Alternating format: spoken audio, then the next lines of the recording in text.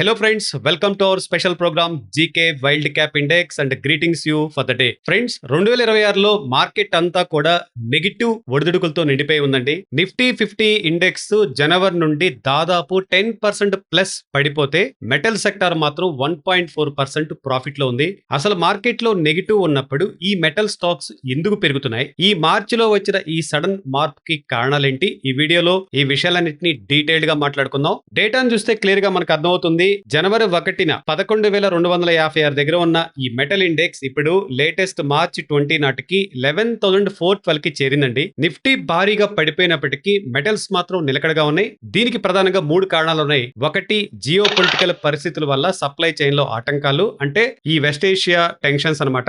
2, global market లో aluminium copper ధరలు పెరగటం. 3, మన దేశంలో ఇన్ఫ్రాస్ట్రక్చర్ ప్రాజెక్టుల వల్ల స్టీల్ కి డిమాండ్ తగ్గకపోవటం. మార్కెట్ లో నిజానికి ఇప్పుడు ఈ జియో పొలిటికల్ వార్స్ వల్ల మార్కెట్ తీవ్రమైన ఒడిదుడుకుల మధ్య ఉంది కదా. ఇప్పుడు ఇన్వెస్ట్మెంట్ చేస్తే లాభాలు దేవుడెరుగు, అసలు క్యాపిటల్ ప్రమాదంలో పడిపోతుంది. కానీ ఫ్రెండ్స్, అందరూ భయపడుతున్నప్పుడే మనం రిస్క్ చేయాలి. మంచి ట్రాక్ రికార్డ్, ఫ్యూచర్ లో పెద్ద ఎక్స్పాన్షన్స్ ప్లాన్స్ ఉన్న ఫ్యూ మెటల్ స్టాక్స్ ఇప్పుడు మార్కెట్ రాడార్ లో ఉన్నాయండి. వాటి గురించి డీటెయిల్ గా మాట్లాడుకుందాం. మన లిస్ట్ లో first company Hindalco industries. Hindalco industries అనేది మనందరికి బాగా సుపరిచితం. ఆదిత్య బిర్లా గ్రూప్ కు చెందిన మెటల్స్ ఫ్లాగ్షిప్ కంపెనీ. ఇది రెవెన్యూ పరంగా ప్రపంచంలోనే అతిపెద్ద అల్యూమినియం కంపెనీగా నిలిచింది. అలాగే కాపర్ మరియు స్పెషాలిటీ అల్యూమినియం విభాగాల్లో గ్లోబల్ స్థాయిలో ప్రధాన ప్లేయర్ గా ఉంది. 10 కంట్రీస్ లో కార్యకలాపాలు కొనసాగిస్తుంది. 48 తయారీ యూనిట్లు ఉన్నాయి. మైనింగ్ నుండి ఫినిష్డ్ ప్రొడక్ట్స్ వరకు పూర్తి ఇంటిగ్రేటెడ్ మోడల్ కలిగి ఉంది.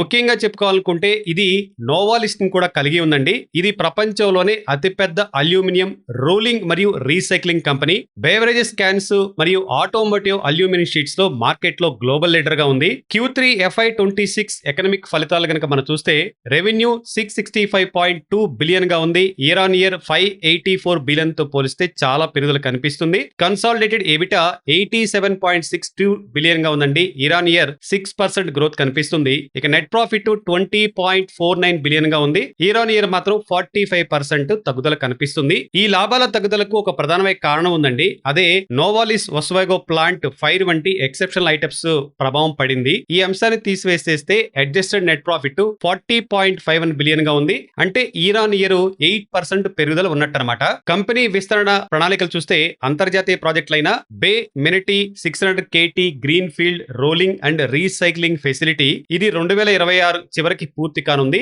ఈ project automotive and beverages packaging demand తీర్చడానికి సంబంధించింది. ఇక దేశీయ విస్తరణ విషయానికి వస్తే Aditya aluminium refinery and aluminium smelters విస్తరణ అండ్ బ్యాటరీ ఎన్క్లోజర్స్ ఫెసిలిటీ ఇది పూర్తి సామర్థ్యంతో ఇప్పుడు నడుస్తుంది. And Aditya battery foil unit and Taloja AC fin అండి ఇది కమిషన్ దశలో ఉన్నాయి. ప్రస్తుతం స్టాక్ 52 వీక్స్ హై నుండి 15.1% తగ్గి ఉందండి. డెఫినెట్ గా ఇది మీరు ఆర్డర్ లో పెట్టుకొని ఆపర్చునిటీ కోసం చూడొచ్చు. నెక్స్ట్ మన లిస్ట్ లో సెకండ్ కంపెనీ హిందుస్థాన్ కాపర్ అండి. మనం చాలా సార్లు ఈ కంపెనీ గురించి ప్రత్యేకంగా కూడా మాట్లాడుకున్నాం. హిందుస్థాన్ కాపర్ భారతదేశంలో అతిపెద్ద మరియు ఏకైక ప్రత్యేక కాపర్ మైనింగ్ కంపెనీ కదా. ఇది పిఎస్సి కూడాను.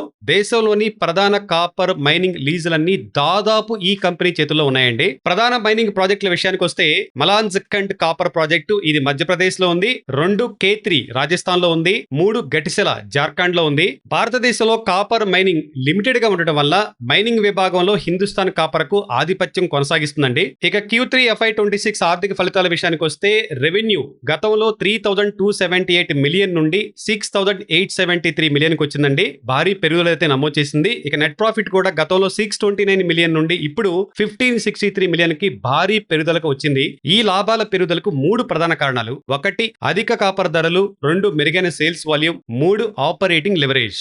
Hindustan copper company critical minerals పై స్ట్రాటజిక్ వ్యూహంతో ఉంది. భారతదేశం ప్రస్తుతం మనందరూ తెలుసు మైక్రో చిప్స్, ఈవీ బ్యాటరీలు, రెన్యూబుల్ ఎనర్జీ, ఏఐ వంటి రంగాలకు అవసరమైన క్రిటికల్ మినరల్స్ సరఫరాపై భద్రతపై దృష్టి పెడుతుందండి. ఈ ఖనిజాలు ఎక్కువగా హార్డ్ రాక్ ఫార్మేషన్స్ లో ఉంటాయి. అధునాత mining and mineral processing technology అవసరం. వీటిని తీయాలి అంటే హార్డ్ రాక్ మైనింగ్ లో అనుభవం ఉన్న ఈ హిందుస్థాన్ కాపర్ ఈ విభాగంలో వ్యూహాత్మకంగా ఎంటర్ అవుతుంది. కంపెనీ విస్తరణ ప్రణాళికలు చూస్తే జనవరి 2026 లో కేంద్రాది కాపర్ మైన్ ఇది జార్ఖండ్ లో ఉంది. మైనింగ్ కార్యకలాపాలను ప్రారంభించింది. ప్రస్తుతం మైనింగ్ సామర్థ్యం 4 మిలియన్ టన్నులు పర్ ఇయర్ అనమాట. లక్ష్యం 2030-31 నాటికి 12 మిలియన్ టన్నులు సాధించాలని చెప్పేసి పర్ యానం కండి పెట్టుకుంది. అండ్ ఉన్న మైన్స్ విస్తరణ అండ్ మూసివేసిన మైన్స్ ని మళ్లీ ప్రారంభించడం, కొత్త మైన్స్ ప్రారంభం వంటి విధానాలతో పట్టుదలతో కంపెనీ ముందుకెళ్తుంది. నౌ గ్లోబల్ గా కాపర్ ట్రెండ్ నడుస్తుంది, అది మనందరం చూస్తున్నాం. కాపర్ డిమాండ్ పెరగటానికి 4 కారణాలు. 1 ఎలక్ట్రిఫికేషన్, 2 రెన్యూబుల్ ఎనర్జీ, 3 మన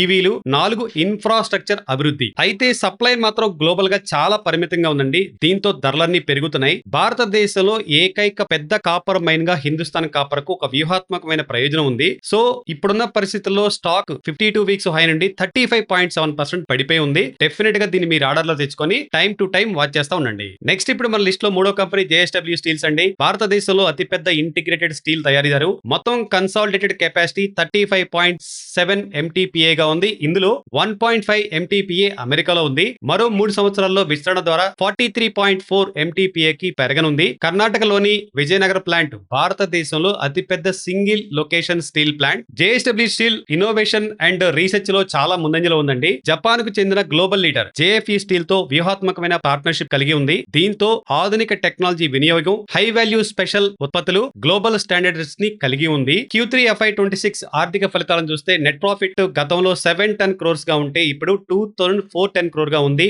లాభాల్లో గణనీయమైన మెరుదల కనిపించింది. ముందుకు చూస్తే JSW స్టీల్ మొజాంబిక్ లో మినాస్ ది రెవోబో MDR అని పిలుస్తాం కుకింగ్ కోల్ మైనింగ్ ప్రాజెక్ట్ ను ప్రకటించింది.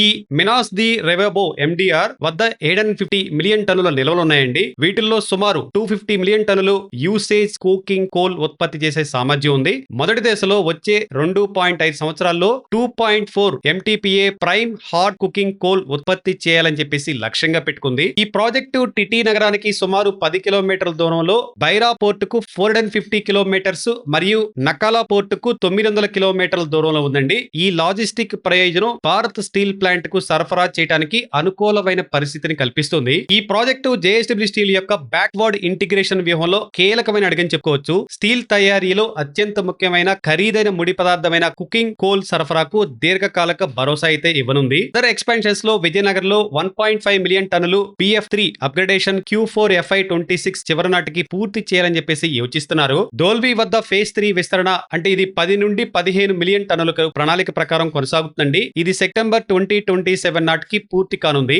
విజయనగర్, కపోలి మరియు రాయ్గఢ్ లో వాల్యూ యాడెడ్ ఉత్పత్తి సామర్థ్యాలు క్రమంగా పెరుగుతున్నాయి. బోర్డు ఇటీవల రాజ్పూర్ లోని డౌన్ స్ట్రీమ్ యూనిట్ లో 0.2 మిలియన్ టన్నుల టిన్ ప్లేట్ సామర్థ్యం మరియు 0.36 మిలియన్ టన్నుల అదనపు సామర్థ్యాన్ని ఆమోదించింది. మొత్తం మీద 2030 నాటికి 50 MTPA సామర్థ్యాన్ని లక్ష్యంగా పెట్టుకుని భారీ పెట్టుబడులతో JSW స్టీల్ భవిష్యత్తు ప్రాజెక్షన్ బలంగా ఉందండి. 2026లో మొజాంబిక్ లో కుకింగ్ కోల్ మైన్ కొనుగోలు మరియు JFE స్టీల్ తో వ్యూహాత్మకమైన భాగస్వామ్యం కీలక డ్రైవర్లుగా నిలుస్తున్నాయి. ప్రస్తుతం స్టాక్ 52 వీక్స్ హై నుండి జస్ట్ 8.97% మాత్రమే పడిపోయి ఉంది. డెఫినెట్ గా దీన్ని మీరు ఆర్డర్ లో పెట్టుకుని చూడొచ్చు. Last company in our list Hindustan zinc అండి. హిందుస్థాన్ జింక్ వేదాంత లిమిటెడ్ చెందిన ఒక అనుబంధ సంస్థ.